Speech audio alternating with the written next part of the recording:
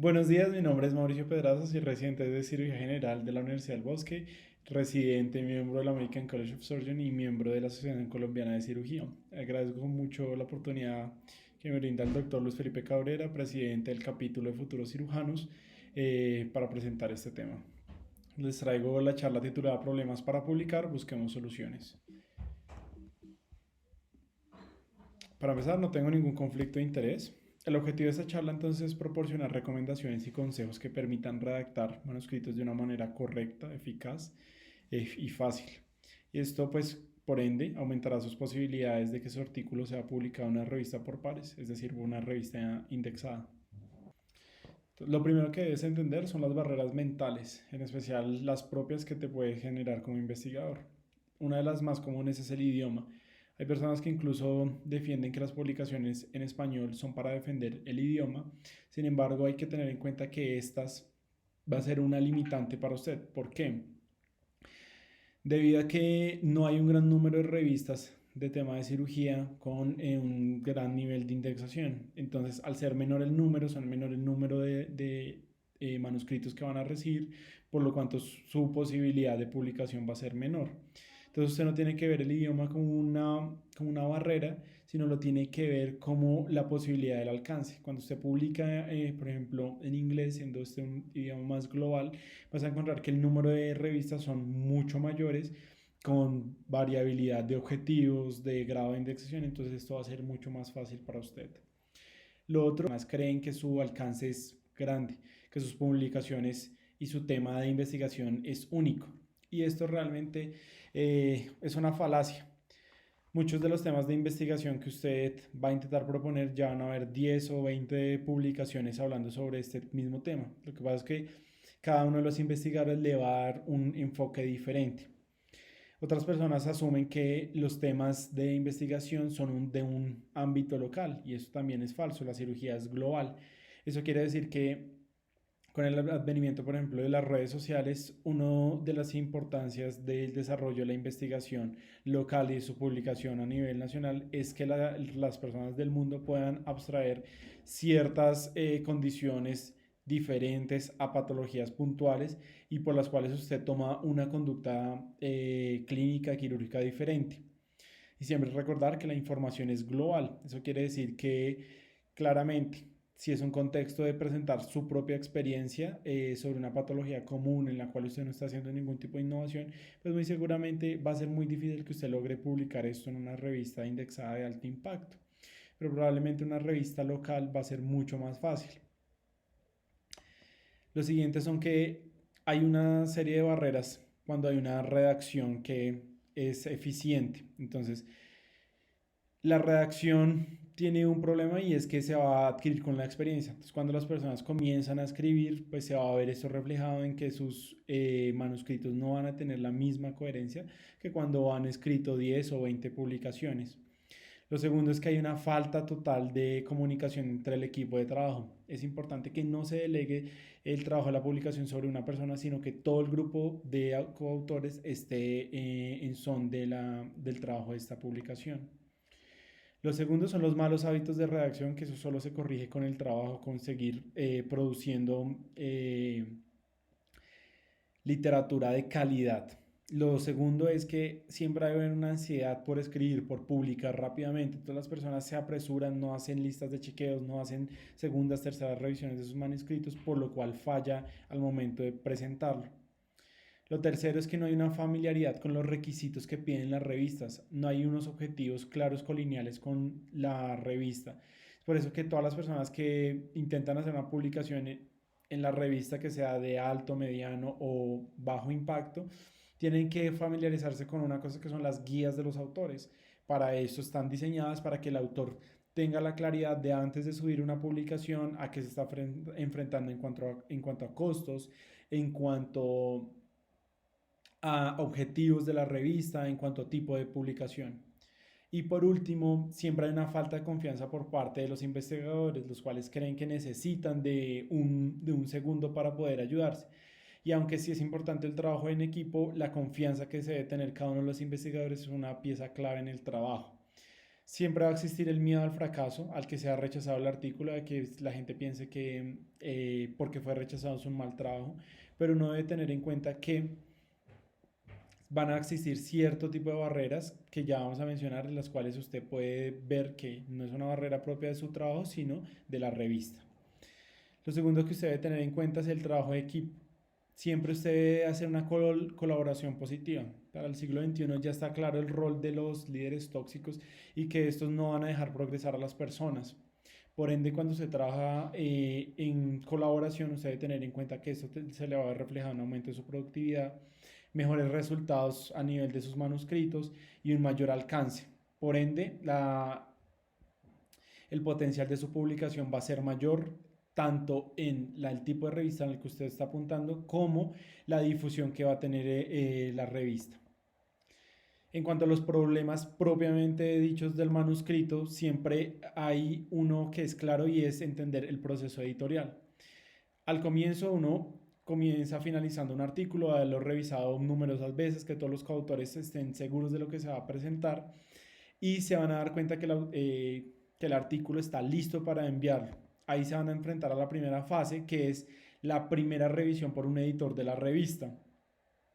Esta puede ser generalmente dada por el editor en jefe. Incluso hay revistas que pues tienen el privilegio de tener subeditores por tema específico. Por ejemplo, si es una revista de cirugía, pues pueden tener editores de cirugía de colon, de cirugía vascular, de cirugía de trauma.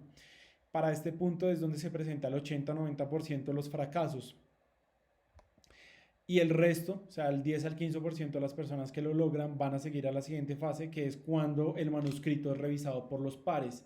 Entonces los pares siempre son un grupo de expertos que tienen un conocimiento amplio en el tema y que a la par también tienen, por ejemplo, publicaciones relacionadas, que son las personas más idóneas para poder evaluar el tema. Posterior a esto, el comité editorial o el editor en jefe decide con las recomendaciones que dan los pares si publicarlo o no. Y finalmente, pues la parte más feliz de este proceso, que es cuando el autor es informado de la decisión de aceptado. Pero ¿por qué he rechazado mi artículo? Y esa es una pregunta clave que usted debe hacerse al momento de que su artículo le llega con una negativa. La primera es que no se realizó una revisión técnica al manuscrito. Eso quiere decir que los autores estaban esperando que hacían una primera revisión, lo enviaban y esperaban que la revista les retroalimentara con correcciones, y esto en muchas revistas de alto impacto no va a suceder. Eso quiere decir el segundo punto, no es un artículo finalizado. Lo tercero es algo muy frecuente, son conclusiones que no son justificables. Eso quiere decir que se basaron en resultados de otras publicaciones, en experiencias de otras personas para hacer esa conclusión, y eso es un error muy frecuente que se ve. Lo otro es que es un artículo que es incomprensible. Sí, puede ser por dos cosas, porque la redacción estuvo mala o porque hay barreras del idioma. Lo segundo es que no hay una linealidad con los objetivos de la revista. Por ejemplo, una revista que está encargada de publicación de anestesiología y usted publica técnicas innovadoras de cirugía, probablemente va a ser un motivo por el cual rechacen su artículo, porque pues no es el objetivo de la revista publicar sobre cirugía de trauma. Sin embargo, múltiples casos se ven de que pasa esto, pero es, a mi parecer, de muy mal gusto, de muy mal ver, porque ve que hay un interés secundario entre relación del autor y el editor, y pues que esto disminuye la calidad del artículo. Lo otro es que hay un fallo del análisis de datos. Por ejemplo, no presentan tablas adecuadas, los resultados que se manifiestan no son claros. Lo siguiente es la extensión. Entonces, eso quiere decir que es una segunda parte de otro artículo. Entonces, hay muchas revistas que no están de acuerdo con esta política de una idea grande, presentar múltiples artículos cortos, y pues no están de acuerdo, y por eso es un motivo del rechazo. Lo otro es que es un motivo muy frecuente, y es que es un artículo bastante aburrido, que no aporta nada, que no dice nada innovador, entonces por lo tanto es rechazado. Lo siguiente, lo siguiente es que, como les he recalcado, pues las guías de los autores están diseñadas para eso, para que los autores puedan basarse en cuáles son los requisitos de la revista, cuáles son los tipos de letra, el tamaño de letra, los documentos que ellos solicitan. Por tanto, eso es uno de los motivos más frecuentes por lo que los artículos son rechazados. Entonces, esto es clave que ustedes lo hagan.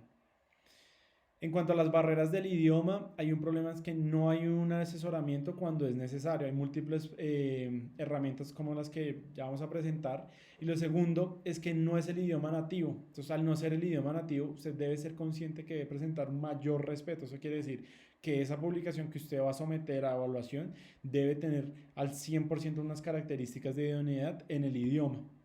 Claves para no cometer esto en el idioma si usted ya es nativo: pues utilice frases cortas, siempre en voz activa, evite abreviaciones, minimice el uso de adverbios, elimine frases redundantes y siempre haga dobles revisiones de palabras o términos que no conoce bien.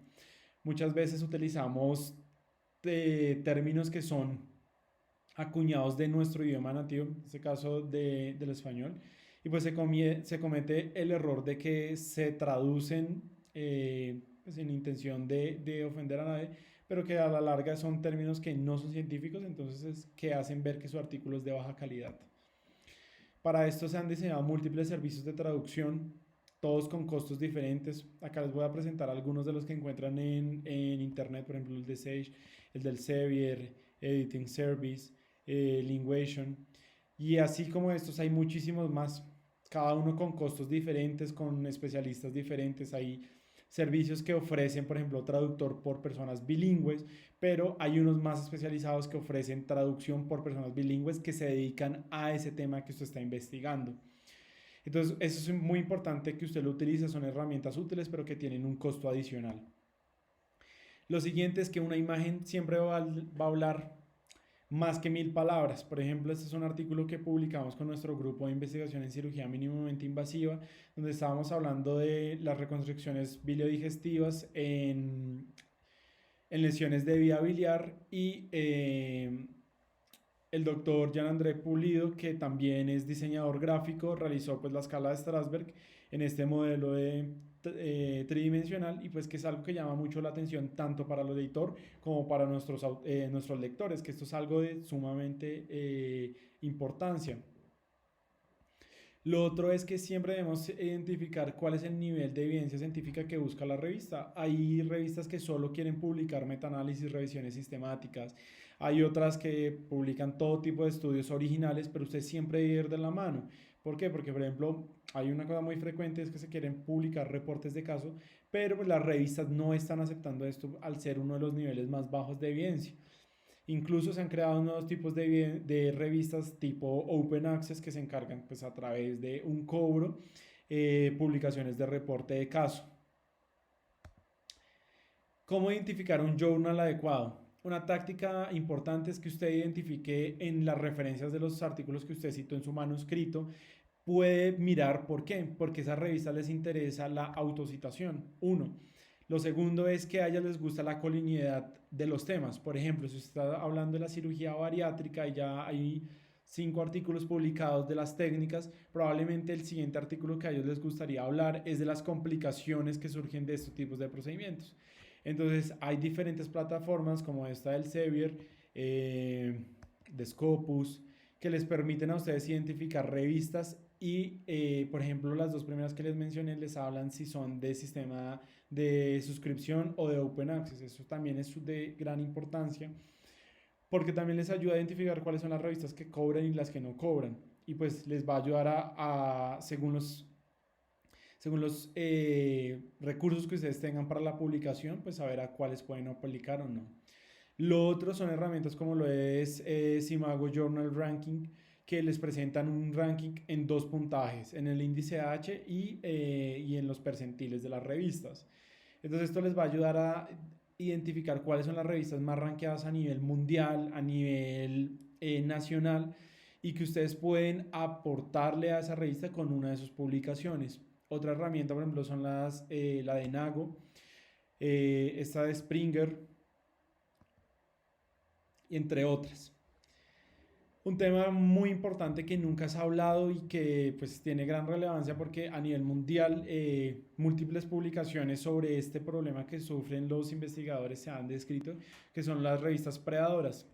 Estas revistas solo tienen un interés global y es el monetario. Entonces ellos, por ejemplo, esta es la pantalla de la bandeja de spam de mi correo, donde me llegan al día 10 15 solicitudes de revistas con nombres sumamente llamativos, con logos que se ven atractivos, que uno entra a su página y hay publicaciones serias. Incluso ha pasado que uno ve publicaciones de colegas de nosotros, entonces se confían y envían sus publicaciones, pero se las publican a las 6 horas con unos modelos de edición supremamente bonitos, pero lo siguiente es que les llegan una cuenta de cobro por sumas inconmensurables, 4.000, $5.000, y pues los editores no saben qué hacer en ese momento. Entonces es importante que ustedes identifiquen estas revistas que solo tienen ese interés, ¿listo?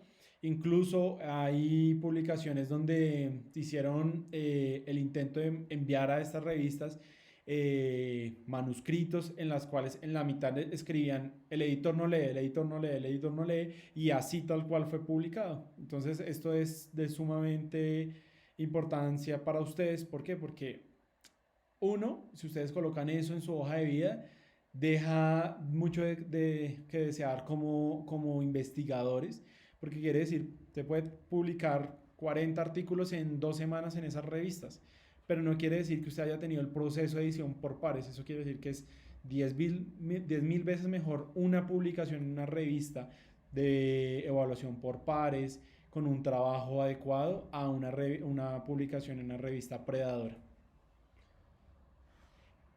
Lo siguiente son las cartas a los editores. Este es un error muy frecuente que cometen los investigadores. ¿Por qué? Porque solo copian y pegan el resumen de su manuscrito.